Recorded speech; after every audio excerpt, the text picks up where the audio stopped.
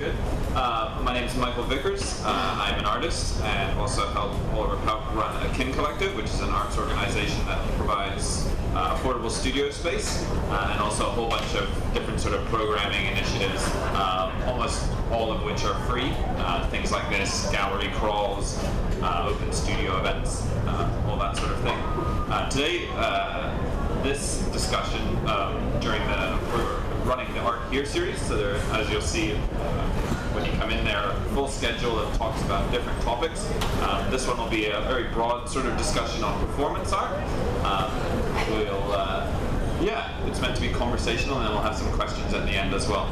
I'll let everyone introduce themselves, whoever they would like to introduce themselves. I'm Bridget Moser, and I'm a performance artist and video artist based here in Toronto. My name is Shannon Cochrane, and I'm a performance artist, and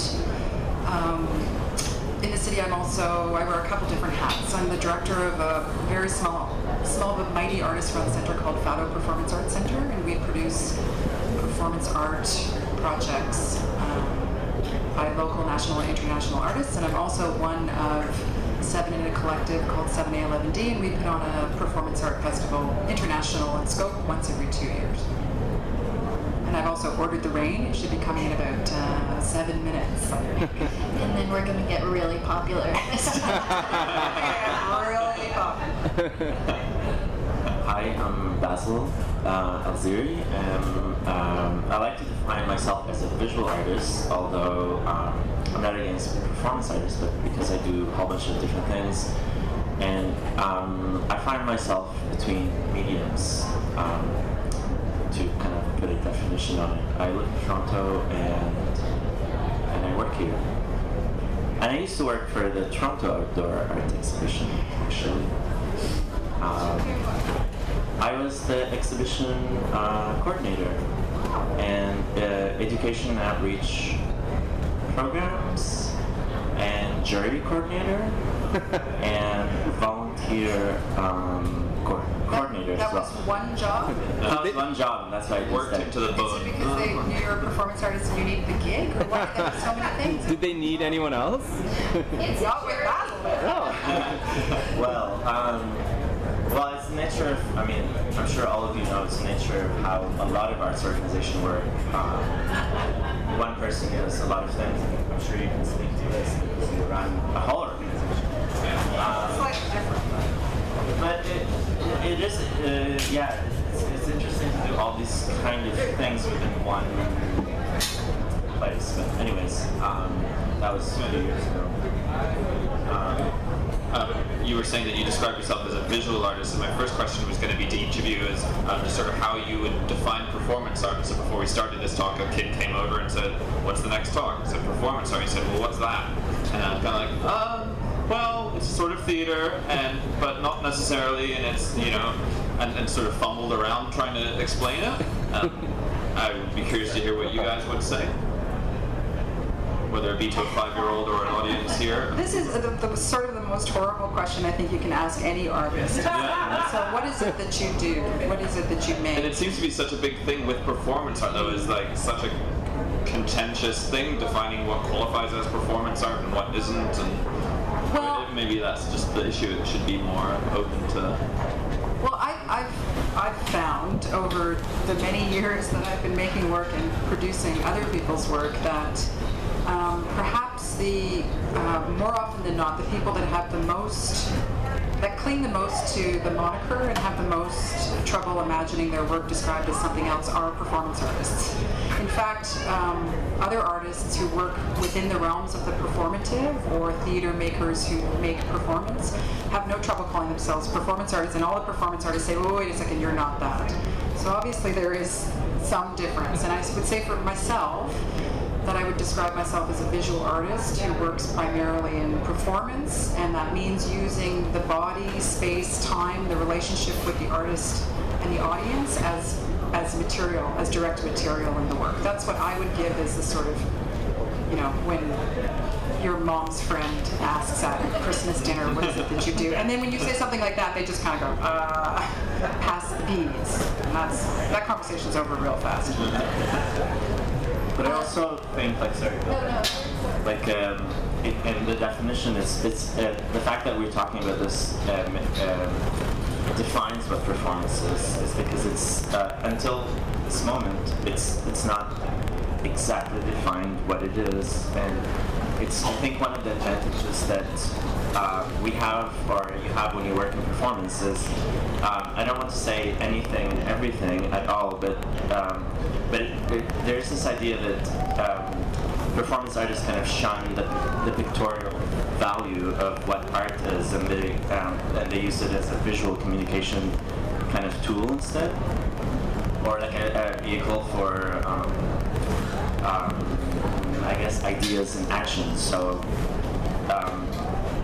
I would kind of say it's like the core of it is there's no such thing as one definition, but the idea of the work is what is most important, because you could use whatever material or not, or your body or the space or not. But that's also kind of, people disagree with it because it has evolved, like, for the last 20, 30 years of kind of that definition, and comes back. Some performance artists define themselves as image makers. They make images, but they're live images, and some performance work is kind of disappears in the space. Like, I mean, I mentioned earlier that I worked for this organization, and every time I do an art admin contract, or I work at a coffee place, or I teach, I think of one of these jobs as performance or as a project, but I guess in like a fruitive way, like kind of in secret places. So it is pretty broad of what it is, I guess. Just thinking about like the type of work that I do personally, I think like if you ask my dad what it is that I do, he's sort of like, oh yeah, she's like a stand-up comedian, and that is not accurate. But then like I've also had discussions going through customs with customs officers, and I remember one being like, oh yeah, so you convey moods, and I was sort of like, yeah, that's actually a like fairly accurate conception of that. But then I've also, like a couple months ago, I was on the East Coast, and a fairly established Canadian performance artist came up to tell me why he thought I wasn't actually a performance artist, and that what I do is not really performance art. So yeah, who is that? And what did he say? I'm pretty sure he's not here, so just say it. That was Michael Fernandez. Oh yeah, Michael. Yeah, he's a tough one. And he said, what you do isn't performance art because of your face. Oh, that was a compliment, though. He was actually giving you a very big compliment. Well, yeah, and then I just thought that was sort of like,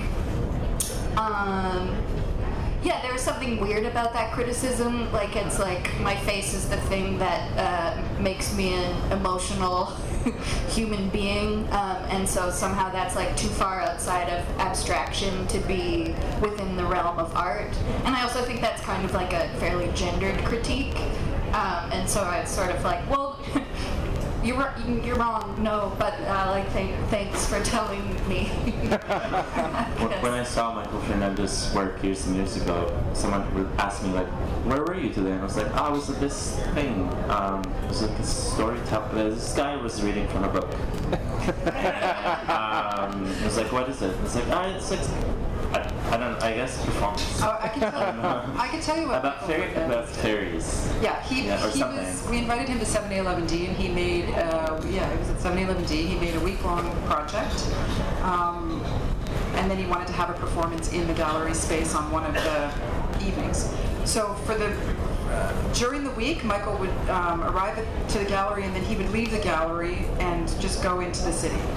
He didn't tell any of us what he was doing or where he was going. So audience would come to the gallery and say, where do we find Michael Fernandez's performance? And we'd say, I don't know, he's out there somewhere. And then on the last day, he came into the gallery and he sat in front of the audience and he read a story about fairies from a book into a microphone, very simple, and he read for the longest period of time. He just kept reading and reading and reading, and you could feel the entire room just kind of shrivel a little bit. And then once we all got past the moment of shriveling, it got really interesting, and then he stopped and walked off, and the whole room just kind of exploded in applause. That's the way I remember it. Is that not true? I guess I walked out before that. You missed the ending, man. Couldn't stay. Just like, But the other thing I wanted to say about kind of defining performance art is, for me, I would say one of the principles of the medium is that it's in constant tension with, I mean, these are all generalizations, but it exists to be in tension with the art market and with other ways of creating and making work. Despite the fact that now performance artists are trying to claw their way back into the museum, and galleries are also desperate to have this kind of work as part of their programming, etc. But that one of the principles of the work would be to be in conflict or in tension with those typical art mechanisms. That's for me. That sort of leads into one of my questions, which was going to be just sort of talking about making a living and the commercial art market. Obviously, everyone in the arts generally wears a couple different hats, but I do find it interesting when you were talking about, you know, museums giving it more attention to performance art and also commercial spaces. And I guess, how do you three as artists navigate creating something tangible? Do you document your performances and then sell prints, say, or how do you make videos as well? Would you then sell those as like an addition video piece, or how do you three, you know, approach that? Or do you not care about it? You don't actually own the photos of your performance. I mean, if you work with a photographer that takes photos of your work, you don't necessarily own the photos, so they don't become an extension of a tangible work because you have photos of possibly a terrible performance that looks really good on the TD object because it's this moment that was like a fantastical moment, but like when you were there, you're like, that was really bad, or vice versa. That's interesting too, because we talked about that in one of the earlier panels about, we had a very broad discussion of the internet and how it comes as far as documenting all work. So we were talking more specifically about painting or sculpture and sort of living in this post-internet world where basically your install shots or your documentation are more important than what the actual experience, which is kind of interesting, which is a sad thing, but is even more relevant to performance art where you really need to be there and experience it, I suppose. And that's also when you define performance as you're standing in front of an audience and doing an action. Yeah. And like it limits it to that type of work also. That's true. I was just going to say that you know, it's an interesting notion that performance art, really when artists started going out of the gallery and making things in the street, it was a direct kind of rejection of the gallery system and the art market. And now after 60 years later, there's a kind of desire to be a part of that again. And I think also the way our funding system works, you have to be able to write a proposal to get a grant, you have to put in some pictures. So now there's a lot of performance artists can be quite obsessed with documentation, what it means to have documentation of their work. You have to have a picture, otherwise the thing didn't exist, which of course also goes against the whole reason to make something that's supposed to be ephemeral and exists only in the moment. So documentation is a very touchy subject for performance artists. For myself, I'm not concerned with documentation for my own work, but it's part of my job to make sure that artists have documentation of their work. But I'm certainly not interested in making documentation for them that they can then turn into a movie. That's their job. Here's the footage. It exists as a kind of record, and what you do with it afterwards is up to you. For me, I don't. Oh my God, I ordered this. It's beautiful. Look at these. I'm so for dear concerned life. about these frames. Okay, you guys, just run for it. Run for it. We won't be upset if you stand up to me. That's crazy. In the world. Twister. Oh boy.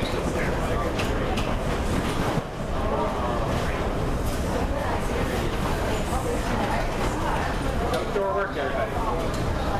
Yeah. So the Don't make performance art things. panel is going to go on for the next 4 hours. Yeah, go ahead, Bridget. Yeah. Okay, I'm just gonna pretend this is not happening and that it's reasonable to just talk about myself right now.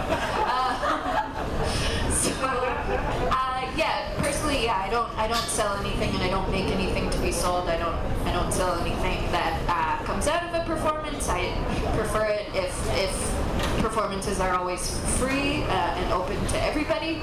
But then, yeah, I guess because part of what draws me to performance as a medium is that moving outside of the market and kind of operating in that more ephemeral way. And that being said, I do document everything that I do, and I video document everything that I do.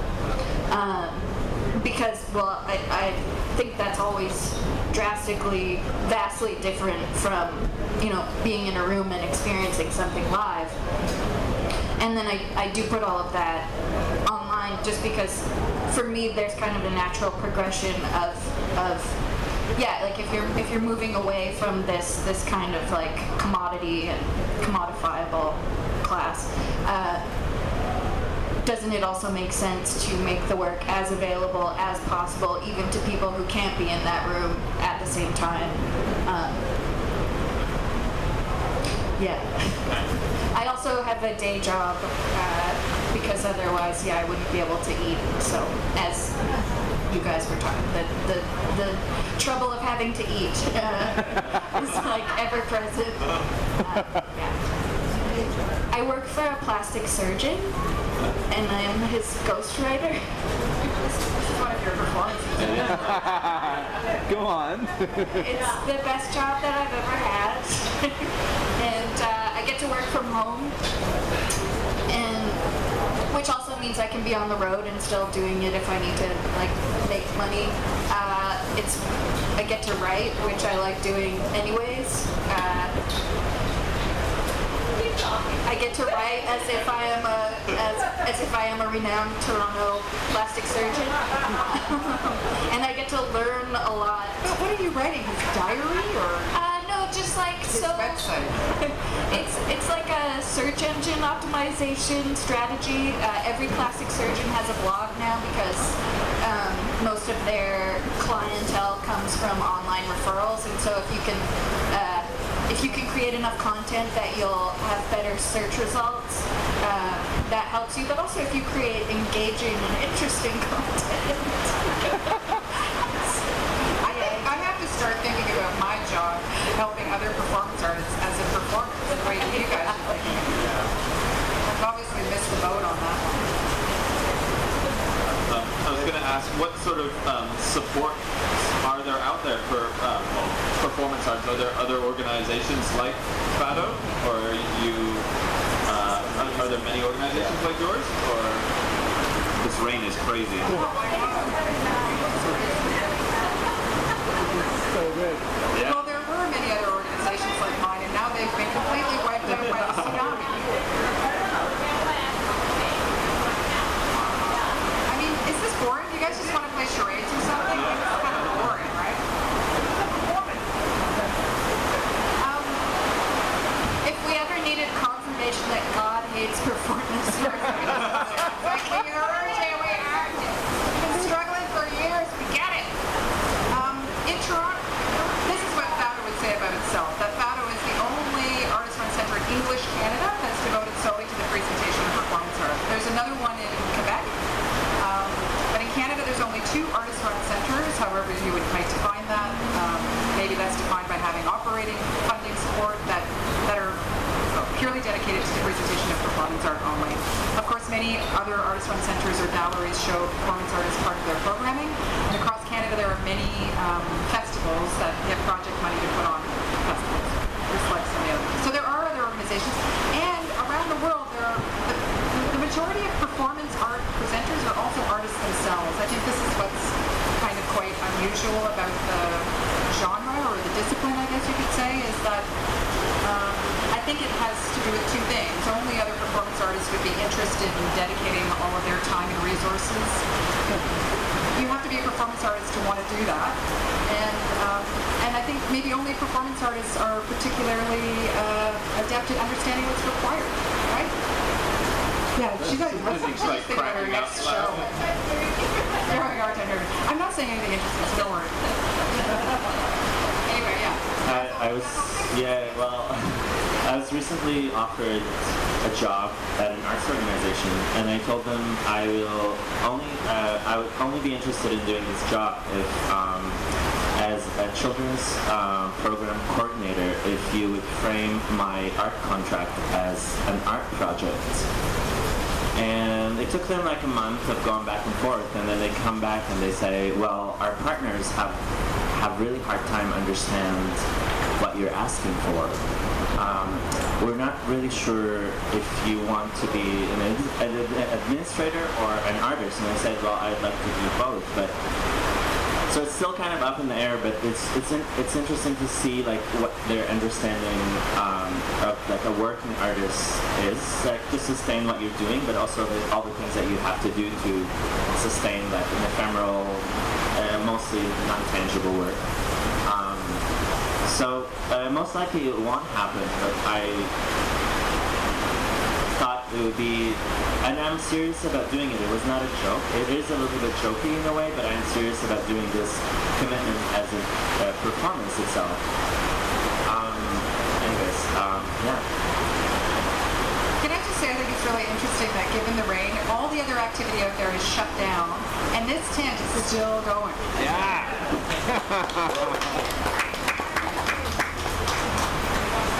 No, Shannon, I actually had a question for you, just about, like, in terms of the balance between what you do as your work and what you do at FADO, like how you find navigating those two, I guess, well,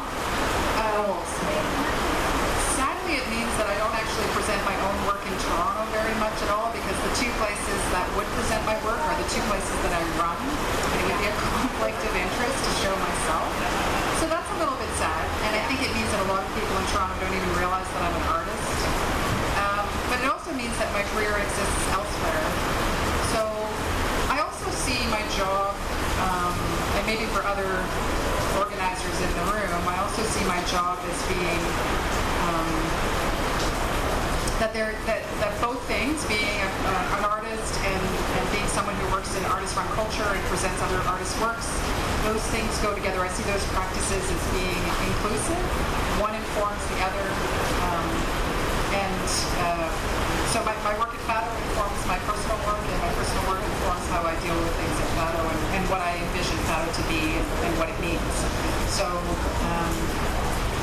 that's when I'm feeling good about it.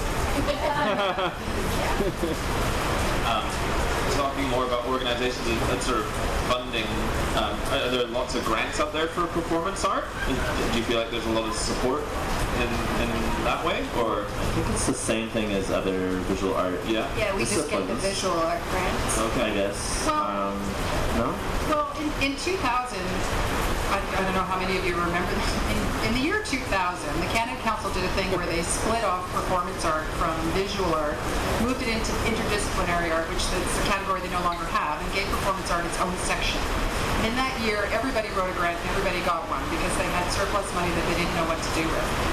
7 years later, the Canada Council saw fit in their wise decision-making process to take performance art out of its own category and stuff it back in with the visual arts. So performance artists compete against painters, sculptors, or just in the general fray of visual arts, which you could say is more in keeping with its history and where its kind of roots are. But it also means that sadly, as a performance art, I've been in those juries, you're the butt of the joke, basically. So hopefully someone on the jury will advocate for you, because it can also be very difficult to know what you're looking at when you're looking at documentation of performance. Yeah. So there's as many grants or as few as all the other visual artists have to deal with. I guess like you're saying, though, maybe a little bit more difficult if not everyone finds it as easy to understand what they're funding. Well, I could say that too, but anyone else in the room who hasn't gotten the grant could also say it's really hard. So we're all kind of as far as education goes, what did you all study at school? I was thinking about how, obviously I did my undergrad in visual art, but there wasn't really any space for somebody interested in performance art. Like no sort of requirements. And I guess when I just went describing it to this child and I mentioned theater, it's because anyone I knew that was doing performance art during my undergrad was more in with the theater crowd than they were with the visual arts crowd, because there wasn't really any support for them there. And also too, as far as, you know, are there great MFA programs for performance art? Or are there, you know, what sort of options are there school-wise if you're into performance art? Well, I did my degree in studio arts at Concordia in Montreal, and Concordia has a separate, well, they used to have a separate interdisciplinary program, which later turned into intermedia cyber arts, which is part robotics and part performance art, which seems like a bizarre marriage at best. So I was perhaps less drawn to what was happening there and more, well, also I was pretty young and kind of trying to figure out what it was I wanted to be doing, and really didn't get into performance art until I was out of school. And I guess for me, I found there have been more opportunities with residencies to kind of work with other people who are other performance artists and kind of other people who are interested in that kind of on a more short-term basis than continuing with a graduate degree. As far as MFA programs go, They are. Yeah. Now, like, they used to be part of the theater department, and now they have like performance, like the, I don't know, like the Art Institute of Chicago or whatever. Like they have a specialized program in performance. I also went to art school, but I wasn't really sure what to do with what I was doing, so I also kind of did a minor in communications because I thought this will give me like a grounding of the vision I have. in a way, like put them hand in hand, but then like you go to other things and you're like, I'm trying to specialize in something. But then they teach you about like broadcasting, marketing, stuff like this. And it's like, I don't know if this has to do with anything, but it's also, it has been like a field, like a marginalized field, and that's something that has like been flourishing about performance practices within like the academic bubble, but also the institution. Now it's like, as you said, like it's been included quite a bit in museums and galleries, whatever.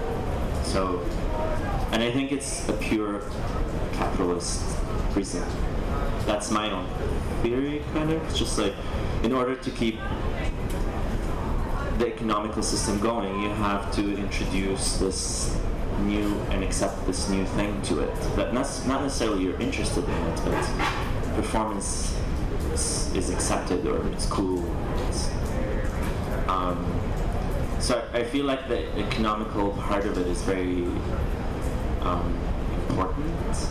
It's like when you get an invitation to like do a performance on an opening night, and you're like, or a fundraising party. Or a fundraising party. But like, why didn't you like contact a jazz band? I mean, nothing wrong with a jazz band, but it's like it's entertainment, which can be, but like you're trying to make this more interesting.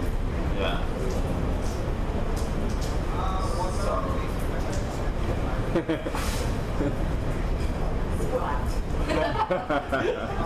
seems like it's marginalized to like opening events and stuff like that. Like it's always just like kind of tucked in between. It's never like part of the main exhibition. It's always sort of like squeezed in between shows or whatever. Like, and I asked once, like, I was asked to do a performance for an opening, and I said yes, and I did it.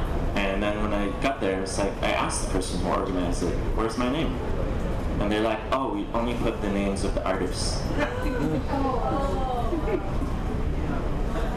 And I'm like, not really. And actually, this happened a couple times in different contexts.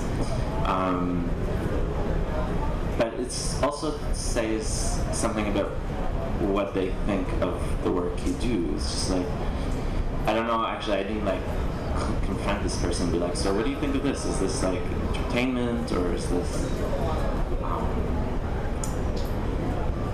was just, it was an interesting realization to see that.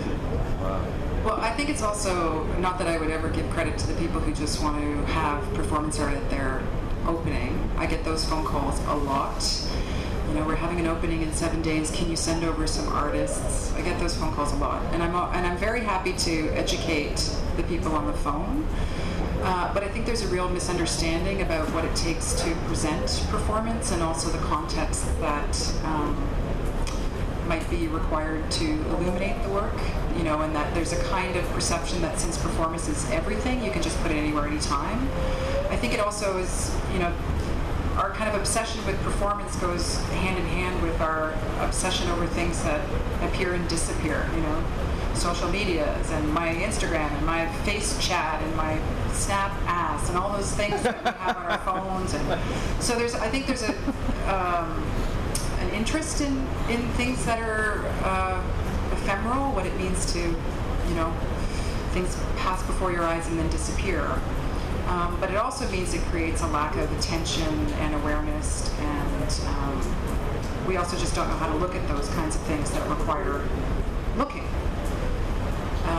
So it also is, I think, artists' responsibility when you get those phone calls, can you come to the opening, to say no. Unfortunately, as artists, we all want to work and we all want to show our work. And if there's $100 and a couple beer tickets in it for you, you think, oh, well, whatever, maybe it'll be good. But I think it's also our responsibility to just say no. And to tell people, and to tell the gallery, they might be well-meaning, who knows, but to tell them why. Yeah. And then on the flip side, when you do get that same phone call from someone else who is like, I want you to come here to present this work, I know it'll only be up for like this short time, and like I want to give you financial support and like help you do that. That's like that's the best thing in the whole world. That there are also other people who are kind of invested in the medium and what it means to support this kind of work. That those awful, party experiences can kind of make the true thing feel better, I guess. Yeah. Interesting. I mean, we've all been in those situations as artists where you need the money, so you end up presenting in a situation that maybe you shouldn't have. I guess we actually only have a couple more minutes. I'd be curious to hear what sort of what are some trends going on in performance art right now? So I was talking to somebody the other day about painting and what's hot right now in painting, and you see certain things, and like in sculpture I keep seeing pool noodles everywhere, and like, but I was like, I have no idea what's hot right now in performance art. Are there certain things that you can look to and be like, oh, you're seeing that same sort of thing over and over again, or not really, it's just too I think it's regional, broad. It's quite regional. Like I would say, like when I've traveled for the last couple of years, there's something in Europe. Well, you travel quite a bit for your work.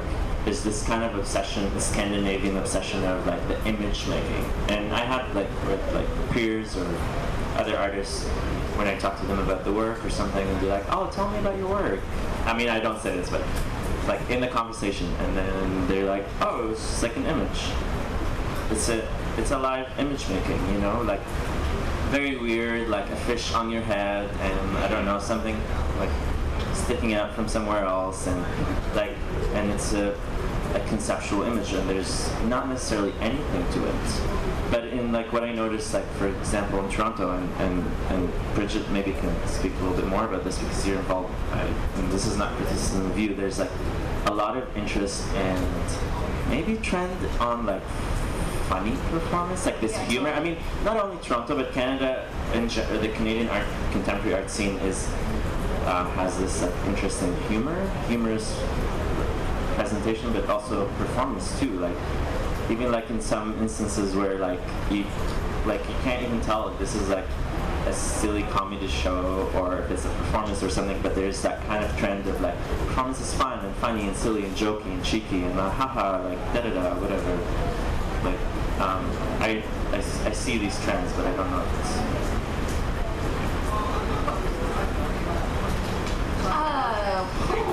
I think that's probably true.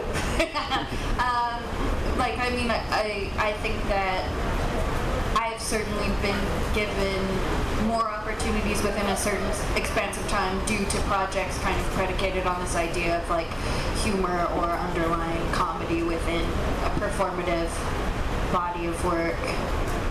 I don't know if that's necessarily a trend per se. Yeah, well, there's this performance event that I am involved with here in Toronto called Dord, that is a sort of, it's not necessarily a performance art show, it's a show of performers, is kind of the underlying theme of it, and some of them come from comedy and some of them come from the art world, and you kind of never know what you're going to get, but you'll get 7 performers doing 7 minutes of something.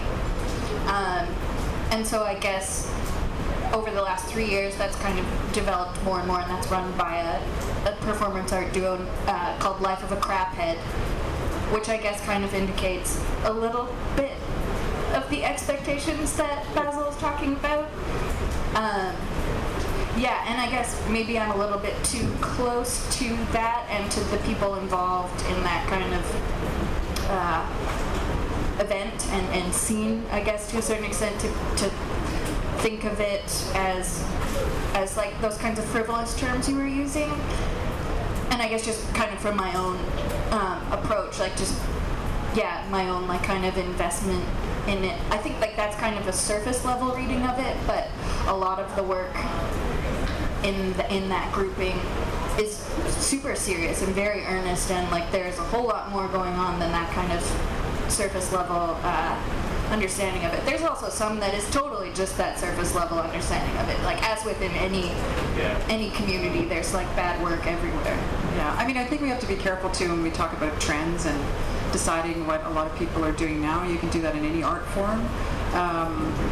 You know, because the reality is Canadian female performance artists or performers have been using humor as a strategy for a really long time. Yes. You know, like, and these things have a tendency to turn over. Like, I invented art comedy 22 years ago, actually. So if anybody knew that, we could say that Bridget and I were part of a lineage in a way. But and like Julia Hayward and there's Yvonne Rainer in the 70s were doing the same sort of thing. So it's not so much a trend of now. It's things get discovered and then rediscovered and discovered and rediscovered. Although I would agree with you that, and I think this is because of the proliferation of workshops in performance art, that this drive towards the image only is a kind of popular way of learning.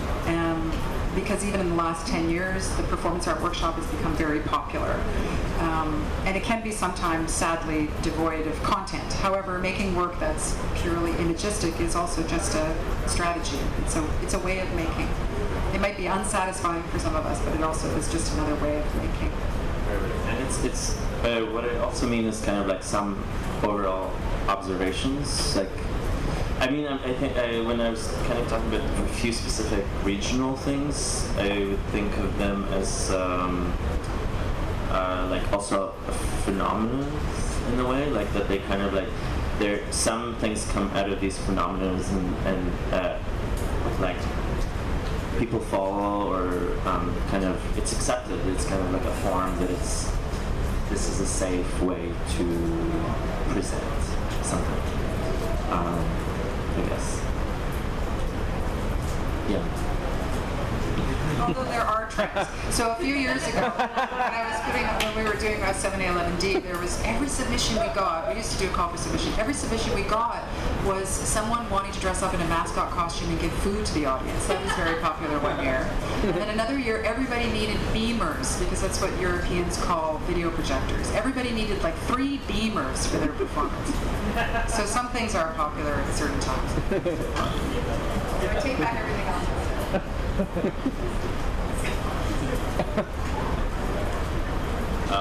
I think that's actually just about all the time we have. If anyone has any questions, yeah, sorry guys. If anyone has any questions for everyone up here.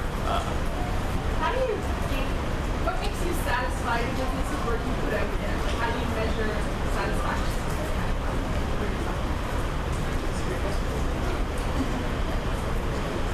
For me, I don't, if I have an idea that I'm sufficiently interested in thinking about many, many times, I don't really care what the audience thinks of it. So for me, that's a kind of personal measure of whether or not I've done good work. Now, typically, if you're sufficiently interested in your own idea and have thought about it for long enough and have worked on the idea long enough, other people will follow. But I don't really worry too much what the audience thinks. I need to like the idea. So then how do you go into your own feedback for yourself, developing your craft? Well, to be sure, people are always willing to give feedback. So there's always opportunities to grow. Whether you want it or not, people will tell you what they think. For me, I think if I want to do something I've done again, then that's a pretty good indicator of that. Well, for the most part, I'll do something once and that's kind of the end of it, and it won't be repeated. But if like the prospect comes up of doing it again, and I feel like there's something about it that's like I really want to revisit, or that I want to reperform it, that's a pretty strong indicator that there's something in there. Or like not unresolved, but unfinished. You still can work on things with it. It's not done. And I would say like it's just like when you finish your work, if it's very performance based and you're done, I personally know I'm happy with this or not. There was a moment when I did a performance and everyone was so upset and leaving and booing, and like this guy just like was kind of riling up. Everyone was there, and it for that moment was kind of really difficult. But I just thought, this is successful. This worked actually, because. And that was like not the intention is like to piss people off or anything, but it was like it demanded a lot from people, and people were not willing to kind of like like sit for hours and like listen to a language they don't hear and they don't understand it and things like this. Yeah. Any other questions? Okay, have fun in the rain, everyone.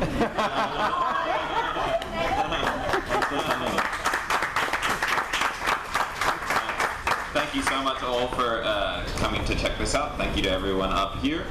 There'll be 2 more talks tomorrow as well. Thanks very much. Yeah, you're welcome. No worries. Thank you. Nice. Especially you said 100 months.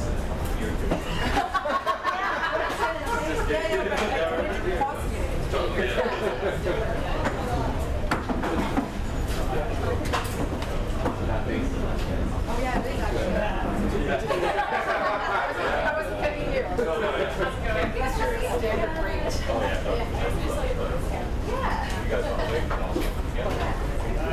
it's stop branding? Yes. That's my partner this morning. Great. Oh yeah.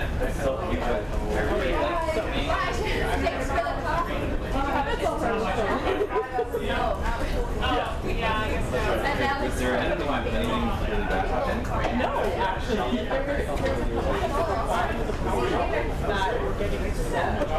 And there was one guy that I was helping with like moving the wall while he was like no one seems like so upset. Yeah. I totally thought it and I was like, oh shit, that's electrical equipment there. But you seem fine. I was just kind of making sure there wasn't water coming in on any gear. I think we're good. We were I can't wait till this is recording. You're just gonna hear like the rain, but then us thing. That's awesome. And we're like definitely hard. We were like, do we continue? Because it was pretty. Yeah, it was pretty should we stop and go help people? Oh wow. Because we were just watching this, and like the panelists were like almost distracted while they were addressing their distraction. They were like, it's hard for me to talk about this while I'm watching this. People suffer for their art.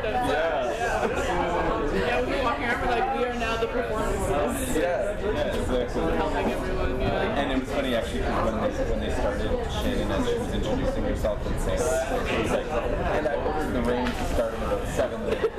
Like almost as a performance. And then within 10 minutes. Yeah, it's just like the humidity is just really weird, so it's like, but it was supposed to like thunder and lightning before, and that's in 30 minutes. So if there's thunder and we tell everyone to go to City Hall, because lightning finds the path of least resistance. So if any of these are steel, like ours are aluminum, but people who have their own, if they're steel, that's Sure, some of them are steel. yeah. So, but yeah. So I'm just gonna close up the walls in here. Yeah. The city came and packed us up. So, were you guys actually playing German? Are we what?